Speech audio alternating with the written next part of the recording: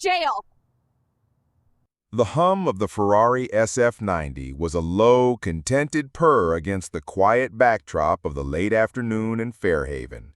For Sheriff Anthony Reed, it was the most beautiful sound in the world, a symphony of long-overdue vindication.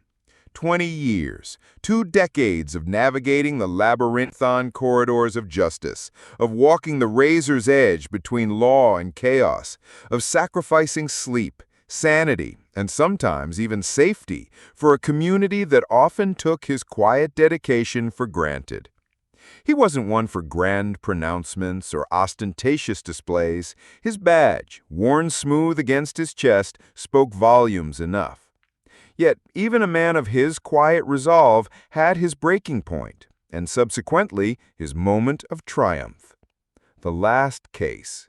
It had consumed him, a months-long undercover operation that had coiled around his life like a python, squeezing tighter with each passing week.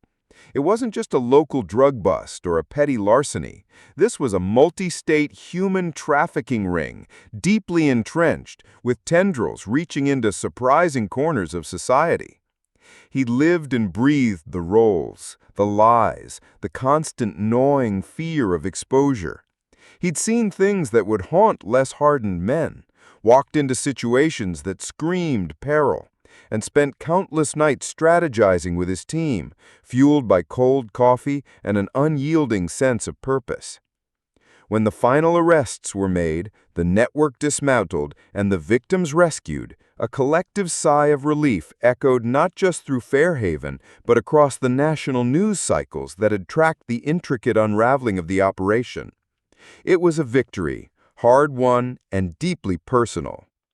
The commendation ceremony had been a subdued affair, just the way Anthony liked it.